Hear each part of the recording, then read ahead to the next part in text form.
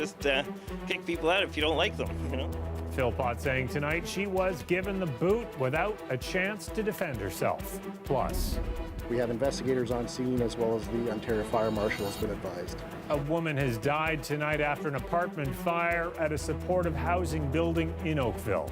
And parents speak out about violence and underfunding at Lord Dufferin School after video of this fight between two students and a teacher gets thousands of views online.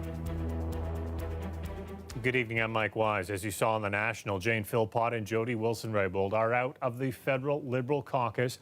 Prime Minister Trudeau making the announcement this evening saying they will not be able to run for the Liberals in this fall's election.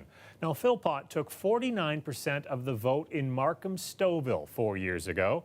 Taylor Simmons went to that riding tonight for reaction from voters. There was no answer at Jane Philpott's constituency office in Stouffville tonight, but nearby, voters had their own questions. Sometimes, you know, it takes time to work together again, right? You can't always just kick people out if you don't like them. Tonight, the Prime Minister announced Philpott and Jody Wilson-Raybould would be expelled from the Liberal caucus. The trust that previously existed between these two individuals and our team has been broken. The controversy revolves around allegations made by then Attorney General Wilson-Raybould, who said senior government officials pressured her to intervene in the criminal prosecution of Montreal company SNC-Lavalin. The government fought the allegations. Then last month, Philpott withdrew from cabinet, saying she'd lost confidence in how the government handled the scandal. In a Facebook post after hearing today's news, she said, "I was not able to support the recommended response to deny these allegations. This isn't about a lack of loyalty. On the contrary, I recommended that the government acknowledge what happened in order to move forward." Philpott says she wanted to remain on as a Liberal MP. Some of her constituents say they wanted that too. Yeah, no, I'm proud of her. I think it's great. You know, it's kind of refreshing to see a politician who stands up for what she believes and doing the right thing. If people stand for the truth, I think they should be supported instead of being kicked out like this. I think that puts more fear in anyone else who wants to speak out. According to her Facebook post, Philpott will remain on as the riding's representative until the next federal election in October. Taylor Simmons, CBC News, Stouffville. A woman has died after a two-alarm fire broke out at a supportive housing apartment in downtown Oakville. Fire did a great job of containing the fire and clearing the building for us. There was one occupant that was taken from the building and treated on the emergency run to OTMH, Oakville Trafalgar Memorial Hospital, and unfortunately has succumbed to those injuries. Now, it happened around 6 o'clock on the second floor of a March of Dimes apartment, a non-profit housing building near Lakeshore in Trafalgar. Crews evacuated the entire floor, leaving many displaced. Residents have been moved to a nearby church for the night. There's no word yet on what caused the fire. And we now know there was a ransom demand in that kidnapping of a Chinese student almost 2 weeks ago. Police revealing that information late this afternoon, just hours after a court appearance for one suspect accused in the assault and abduction of 22-year-old Wanzhen Liu. As Kelda Yun tells us, police are still looking for 3 more suspects. Just hours after his photo was released by York Regional Police, 37-year-old Abdullahi Adan was in custody. The public tips have been amazing. Our investigators have been working tirelessly, and thankfully Mr. Adan did the right thing last night and turned himself in. Adan appeared in court in Newmarket this afternoon. His appearance was brief. His lawyer, Susan Pennypacker, has requested his bail hearing be rescheduled. There's additional information that I need to obtain before I proceed. Adan is expected back in court Friday morning. Liu was known to drive numerous luxury cars, including a Rolls-Royce and a Lamborghini. On March 23rd, he was kidnapped from the underground parking lot of this apartment building in Markham. Police say 4 men drove up to him in a Dodge Caravan. One of them shocked him with a stun gun before forcing him into the vehicle. Liu was found 3 days later in Gravenhurst. Police say he suffered minor injuries. We're not going to provide any further details on his well-being and whereabouts at this point in time, as we know there's 3 suspects still outstanding who are all capable of violence. Police are still hoping someone can identify 2 of the 3 outstanding suspects from surveillance photos. They also say they are closing in on the men and are appealing to them to turn themselves in. We're warning anybody who may be considering hiding these suspects from investigators that they could be facing charges of aiding and abetting. As for Wenjian Liu, we are also learning a little bit more about him today. I spoke to a woman named Yumin Yu. She said Liu lived with her to about 2 years ago and stayed with her for about 3 months. She provided a room for him as well as 3 meals a day. This was shortly after Wenjian Liu arrived in Canada. Now, police have yet to reveal any details about why Liu may have been targeted, but Yumin Yu did say that Wenjian Liu boasted about his wealth quite often, although she never did see any of those luxury vehicles that he is known to drive. Kelda Yoon, CBC News, Toronto. The fallout continues tonight from a disturbing video we showed you last week, shot inside a Toronto school. It shows students grabbing and punching a teacher at Lord Dufferin School. As Greg Ross tells us, parents have been speaking out about conditions at the school ever since.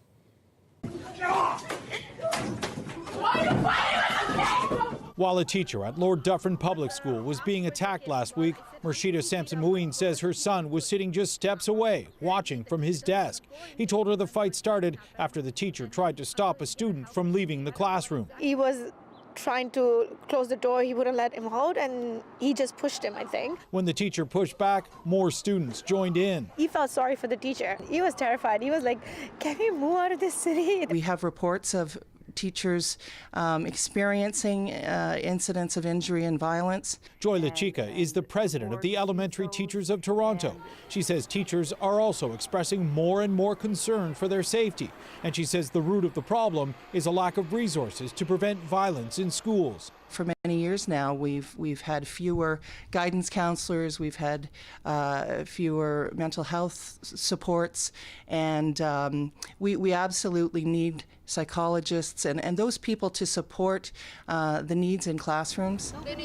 The head of the Parent Council at Lord Dufferin Public School says following last week's attack, the school is offering counseling. They're going to be in the school working with the teachers, parents, and the students.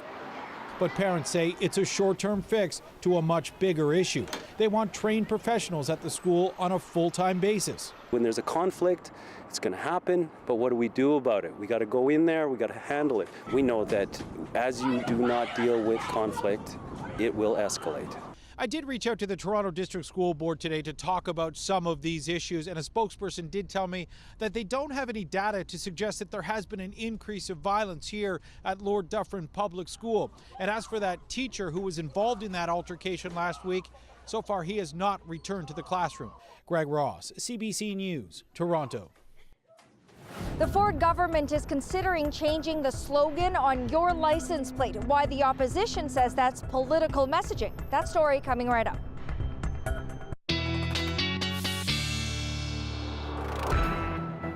Color Kennedy's here with the first look at the forecast. I keep waiting for it to feel like spring. Yeah, everyone keeps asking me in the halls here at CBC, when is it going to be spring? When is it going to be spring? So, you know what? Let's share with everyone the warm-up that will be coming, just not necessarily in the short term, but if we look at what's going on with the 7-day temperature trend, we do have a few days to get through where the temperature is a little below seasonal, a daytime high around 8 degrees. But as we look towards, look at this, Saturday, Sunday, temperatures going into the double digits, and it looks like some of that milder air is going to stick around for a little while. So there's good news. We just have a few days to wait, and it's nice that it's coming for the weekend. Now, what's happening overnight tonight is there's a system where most of the moisture pulls to the north of us, but a stray shower or some wet flurries, not impossible for sure, coming through the GTA. A little extra cloud cover too, especially in the morning hours towards lunch hour, and then hopefully getting more into partly cloudy to mostly sunny skies, but some windy conditions as the winds are going to pick up out of the west and be gusting to 50, even 60 kilometers an hour.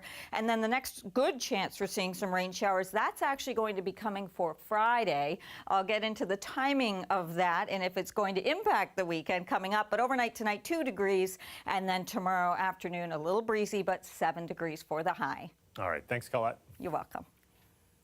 CBC Toronto has obtained new data showing just how often Toronto Fire has to respond to false alarms.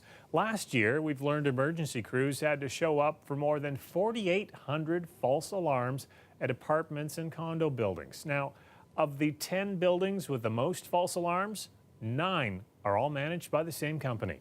Farah Morali tells us who it is. This is a sound that people living at 251 Sherbourne say they're forced to listen to regularly. How often are you hearing those fire alarms? Pretty much like 7 days a week, pretty much. Happens maybe 2 or 3 times a week, maybe twice a night. It all depends what night it is. According to data obtained by CBC Toronto, this building had the most number of false alarm calls last year. Fire crews were called here 79 times. I try to get home from work and then not even 10 minutes later, the alarm's going off. CBC Toronto obtained the data through a Freedom of Information request. The numbers show that Toronto Fire Services responded to more than 4,800 false alarms in 2018.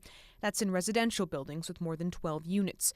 Of those, nearly 3,000 were what it calls nuisance alarms. That is, they were triggered by accident.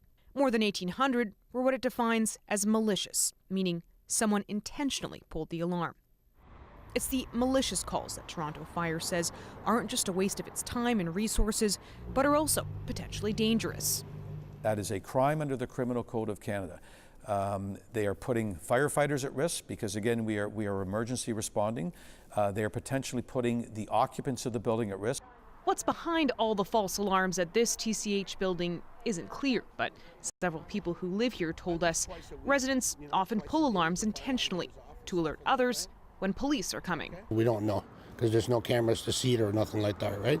No one from TCH would speak to us for an interview, but it did send us a statement which said in part it takes the issue of false alarms seriously, and it's continuing to bring in a number of changes like security cameras in buildings and vandalism covers on pole stations in an effort to try and address the problem. For people living in buildings like this, those changes can't come soon enough. You can't sleep barely. It's something should be done about that. Farah Morali, CBC News, Toronto. The King Street Transit pilot has stirred up a lot of debate in this city, sometimes pitting businesses against commuters, but it looks like it will be a pilot project no more. Details on a move to make it permanent when we come back.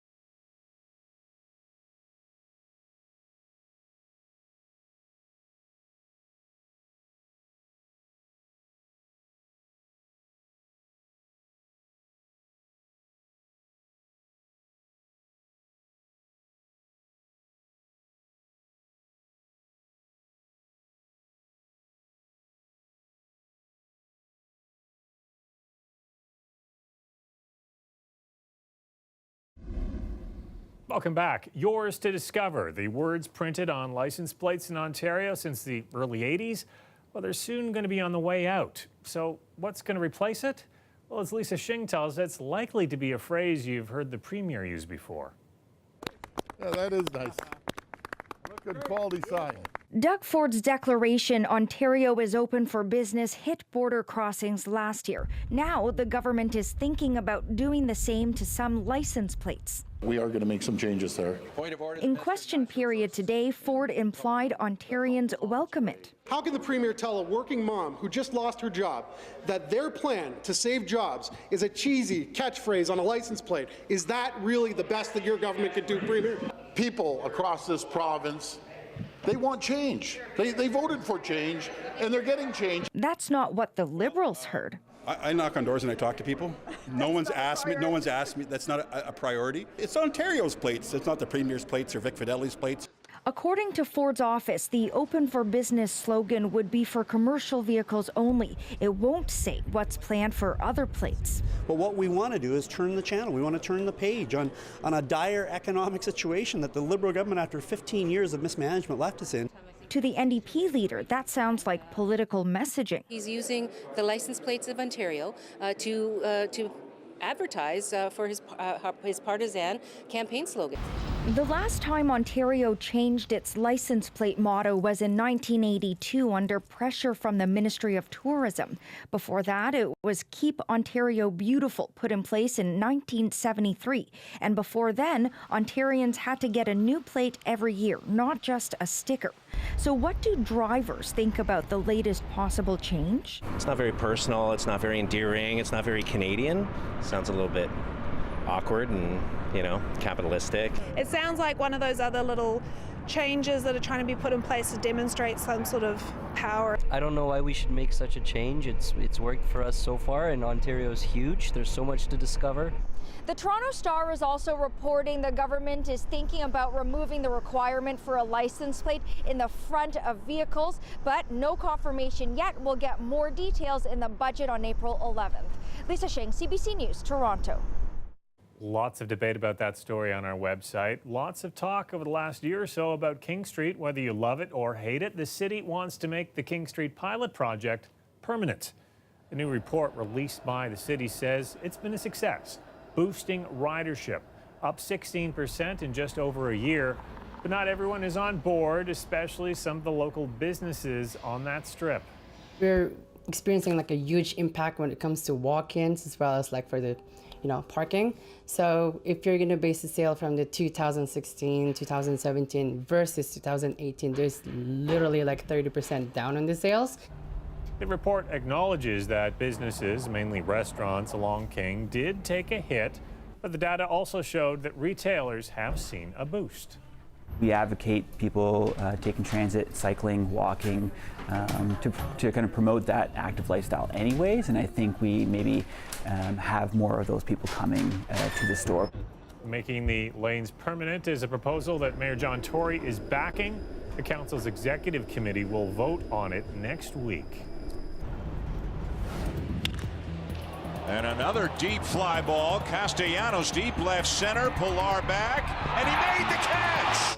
How can I miss this guy? Superman is gone. Details on Kevin Pillar's emotional message to his Toronto fans.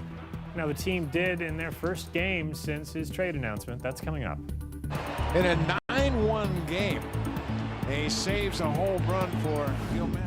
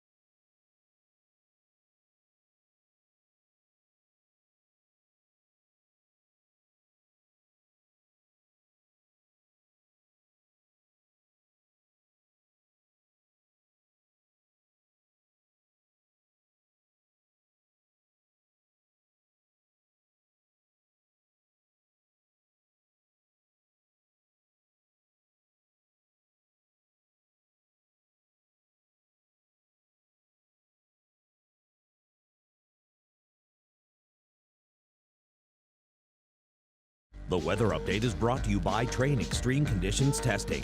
It's hard to stop a train, really hard. Train, the most reliable heating and cooling brand. Oh, Blue Jay fan favorite has been traded. Kevin Pillar, Superman, was sent to San Francisco today. On his way out, he was asked for his message to fans, and he got pretty emotional about his time in Toronto. Was able to, have my debut here in Toronto as like I said, a 24-year-old kid. I'm leaving here as a 30-year-old man with, a wife and a kid, and just, a lifetime of memories. And Pillar has played all of his 7 MLB seasons with the Jays. He now heads back home to California to play for the San Francisco Giants, but he'll be back in Toronto in 3 weeks when the Jays play San Fran in interleague play. They lost tonight, incidentally, 2-1.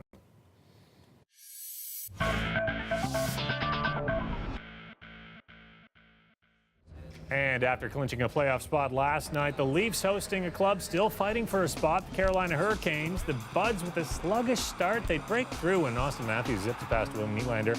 Looks like he scores, though, but the replay clearly shows an offside. Now, Carolina was up 2-0 in the second when the Leafs got the man advantage. John Tavares wins a faceoff, gets a shot on net, and then cashes in on his own rebound.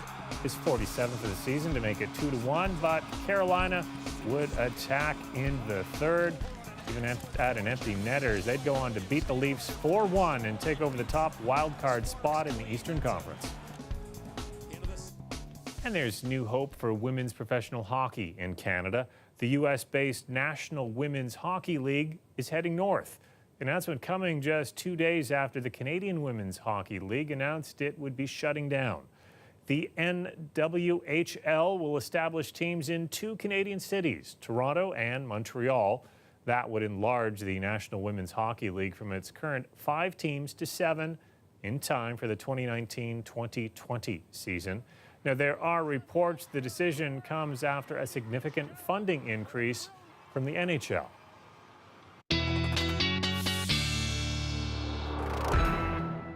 Carla Kennedy's back with their extended forecast. I know the temperatures may be going up tomorrow, but it's going to be so windy we won't notice. That's a really good point. The thing is, even though the wind chill may be above freezing, it's still going to be in that 1 to 2 degree range in terms of how it really feels, even though the temperature will be warmer than that. But it could be worse. May I point out the record snow for this date in history could be nearly 10 centimeters of snow falling, and we don't have that to contend with. So things not looking too bad, and they're certainly looking up towards the weekend, as I was showing you earlier in the show, and I'm going to illustrate that a little further in just a moment. But this is the system passing mostly to the north of us. We'll see a little bit of mix, wintry mix, light stuff, though, that going through cottage country. Could have the stray shower, wet flurry coming through overnight tonight into the GTA, and then some of that cloud cover into tomorrow morning, and then getting into more sunshine into the afternoon hours. But those winds pretty strong out of the west, gusting towards 50, even 60 kilometers an hour. This is that next system I was alluding to. So Thursday late, we'll see some of the cloud cover coming in. Thursday is going to be a sunny day for the most part. It's really going to start working its way into southwestern Ontario later on Thursday, and then the showers coming into the GTA for Friday. Now, overnight tonight, stray showers possible as well into southwestern Ontario, 2 to 3 degrees for your overnight lows, and then tomorrow's highs faring a little bit better here. So looking at some double digits, Windsor up to 11 degrees, and you should see more sunshine there because that system just enough farther to the north. For the GTA, though, could have that passing shower or wet flurry going through tonight with lows of 1 to 2 degrees in most cases. Hamilton, St. Catharines, you may be just a little milder there around 3. Tomorrow, those strong winds, those should start even in the morning hours, by the way. And then those highs, 6 to 8 degrees. But again, because of the winds, feeling more like 2 to 3 degrees. So we've got a few days to go, lots of sunshine and looking really good into Thursday. It's just the temperature, seasonal this time of year is 8, and we're going to hit a high of about 5 degrees. There come the rain showers for Friday, 6 degrees for the high. However, those should actually clear out before we get through the overnight Friday. So that sets us up nicely into the weekend, a mix of sun and cloud. Looks like both days seeing our temperatures there into the double digits, and that warmer air will stick around a little while after that even, Mike. That's a nice switch from this past weekend. Double digits for a weekend to look forward to. Yeah, we deserve this coming weekend. That's right. We paid for it. Thanks a lot, Colette. You're welcome. Coming up, we'll introduce you to the latest addition at the Toronto Zoo, a daughter for Ellie and Chupa. They're all African penguins. Stay with us.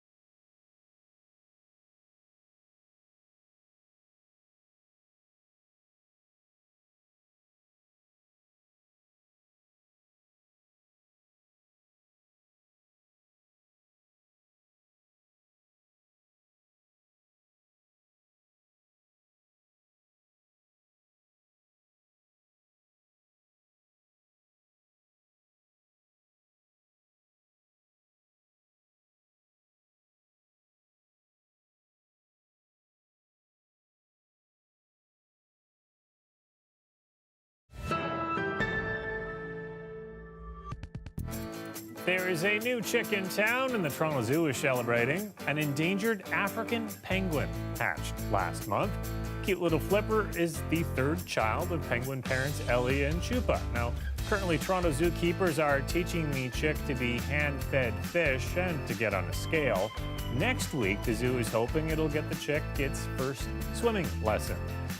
Now, in case you're wondering, we're not sure if the swimmer is a boy or a girl yet. That sort of thing can only be determined by blood work. Now, over the past century, the population of wild African penguins has dropped by more than 97%. That's in part because of a lack of food and pollution. In case you're wondering, you can't catch them on display yet. Zookeepers hope to have the penguin fledge and join the rest of the colony in about 80 days. We'll see you again in less than 1 day, though. Thanks for watching tonight. Have a good evening. Good night.